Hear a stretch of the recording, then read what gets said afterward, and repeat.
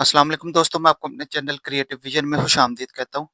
इस वीडियो के अंदर हमने एक सॉफ्टवेयर डिज़ाइन किया है ईज़ी पैसा जैज़ कैश का जो बिज़नेस करते हैं उन दोस्तों के लिए, ठीक है? तो ये अपने एक कस्टमर की डिमांड पे हम ये एक वीडियो बना रहे हैं ताकि इस सॉफ्टवेयर को समझा जा सके कि ये सॉफ्टवेयर यूज़ कैसे करना है। तो चलिए स्टार्ट करते हैं। सबसे पहले ये मेन डैशबोर्ड है जिस पे सेल वगैरह शो हो रही है, ग्रॉस प्रॉफिट शो हो रहा है, नेट प्रॉफिट शो हो रहा है और आज की सेल और आउटस्टैंडिंग क्रेडिट कितना है, ठीक है? तो ये आप देख सकते हैं, ठीक है? और ये ग्राफ वगैरह, चार्ट वगैरह जो है वो इधर शो हो रहा है। इसके बाद जो मेन सर काम है ना वो सर्विसेज के अंदर होना है, ठीक है? जब आप सर्विसेज के अंदर एंटर होते हैं ना तो आपके सामने ये टोटल आपके सामने ये डिटेल शो हो रही है, ठीक है? कि ऑल सर्विसेज का कितना बैलेंस है आपके पास इस टाइम, सेल कितनी है, प्रॉफिट कितना है, ठीक है? वगैरह, वगैरह और ये देखें इसके अलावा आप इसकी रिपोर्ट्स को जो है ना वो फ़िल्टर भी कर सकते हैं। 7 डेज़, दिस मंथ, ऑल और डेट वाइज़ भी इसको फ़िल्टर कर सकते हैं और उसको व्यू करके उसको प्रिंट और उसका पीडीएफ भी जनरेट कर सकते हैं, ठीक है? चलें मैं आपको बताता हूँ नई सर्विसेज़ किस तरह ऐड करनी है। ये देखें ऐड सर्विस करें, सर्विस नंबर से मुराद ये है कि जो आपकी फ़र्ज़ करें ईज़ी पैसा अकाउंट नंबर है ना, वो आपने इधर डाल देना है। सर्विस नेम ईज़ी पैसा, अगर आपके 2, 3, 4 अकाउंट है तो आप इधर ईज़ी पैसा अकाउंट 1, ईज़ी पैसा अकाउंट 2 या ईज़ी पैसा अकाउंट 3 वो अपनी ज़रूरत के हिसाब से आप इधर कर लें। अच्छा, उसपे आप कमीशन कितनी चार्ज करते हैं वो आप इधर एडिट कर लें। अच्छा, जब आप अभी ज़ाहिर है बिज़नेस अपना स्टार्ट कर रहे हैं तो ज़ाहिर है उस अकाउंट के अंदर कोई ना कोई बैलेंस होगा। अगर नहीं है तो फिर भी ठीक है, अगर है फ़र्ज़ करें उसके अंदर ऑलरेडी 50,000 रुपए पड़ा है, तो आप इधर वो अमाउंट एंटर करके ना तो सर्विस को सेव कर देंगे, ठीक है? तो इस तरह ये सर्विस सेव हो जाएगी। उसके बाद डिपॉज़िट बैलेंस से मुराद ये है कि फ़र्ज़ करें ऑलरेडी इसी पैसा पे आप काम कर रहे हैं, तो उसके अंदर आप मज़ीद पैसे डिपॉज़िट करना चाह रहे हैं, तो इधर से आप सर्विस सेलेक्ट करेंगे जैज़ कैश, ईज़ी पैसा वगैरह, वगैरह। तो उसके अंदर अमाउंट फ़र्ज़ करें आपने 5 लाख रुपया जाके उसके अंदर डिपॉज़िट किया है।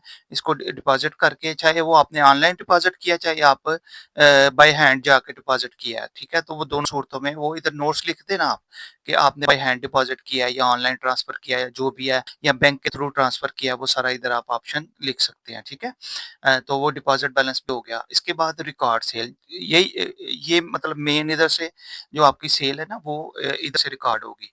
और फ़र्ज़ करें आपके पास कोई कस्टमर आता है, वो कहता है कि आप इस नंबर पे फलाने नंबर पे मेरा 1 लाख रुपया ट्रांसफ़र कर दें।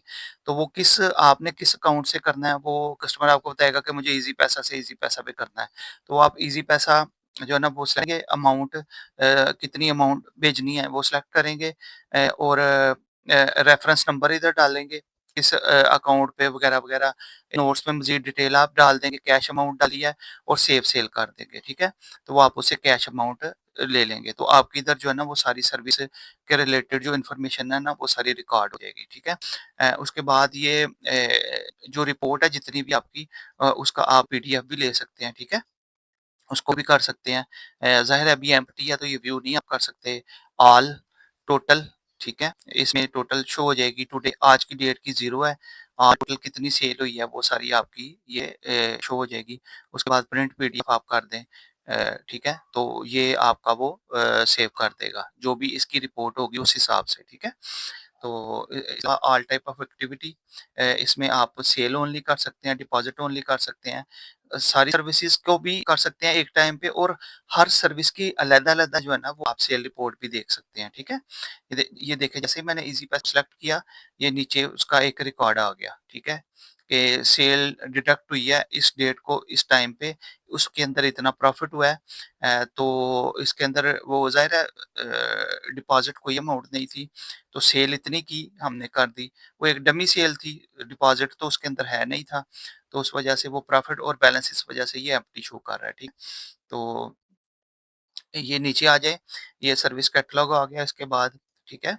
तो इसके बाद मज़ीद इसके अंदर ये रिपोर्टिंग के लिए ये चीज़ ऐड की गई है कि आप वॉकिंग कस्टमर, अगर आपका कोई कस्टमर रेगुलर कस्टमर है, ठीक है? आप उसको ऐड भी कर सकते हैं। एक तो वॉक इन कस्टमर है ना, बंदा आता है, आप उसकी जान-पहचान कोई नहीं है, आता है वो चला जाता है, या कोई बंदा आपका जानने वाला है, वो कहता है यार आप मेरे पैसे ट्रांसफ़र कर दें, मैं आपको पैसे पेमेंट बाद में दे दूँगा, वो उधार वाला कस्टमर।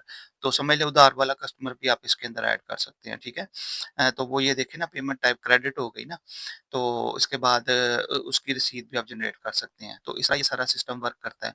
इसमें जब बेसिक सा टच दिया गया है इन्वेंटरी का भी, कि अगर आपके पास ज़ाहिर है वो जो ईज़ी पैसा, जैज़ कैश वाले होते हैं, उनके पास कुछ एयरपॉड वगैरह, कुछ डाटा केबल्स वगैरह इस तरह की चीज़ें वो जो है ना वो भी सेल करते हैं, तो वो उसके लिए इसको टच दिया गया है कि इधर से आप आइटम्स वगैरह ऐड कर का स्टॉक ऐड करें, तो उसको आइटम को आप सेल भी कर सकते हैं, ठीक है?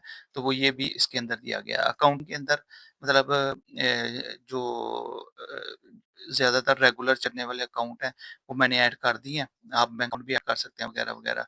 इसके अंदर आप मज़ीद अकाउंट एसेट अकाउंट है, लायबिलिटी अकाउंट है, ये थोड़ा-सा कॉम्प्लिकेटेड होता है, ये जो अकाउंट्स को समझते हैं ये वो उसको बेहतर तरीके से समझ सकते हैं, नहीं तो इसको टच करने की ज़रूरत नहीं है। इसके बाद आ गया रिपोर्ट्स में, तो रिपोर्ट्स में अकाउंटिंग रिलेटेड रिपोर्ट्स हैं, ठीक है? जिसमें ऑटोमैटिक जो आपकी एंट्रीज़ होती हैं ना, वो ऑटोमैटिकली वो आपको इधर जो है ना वो ये रिपोर्ट सारी बता देता है। ये डेट वाइज़ इसको आप प्रिंट भी कर सकते हैं और इसका पीडीएफ भी जनरेट कर सकते हैं, ठीक है? तो ये सारा सिस्टम इस तरह वर्क करता है।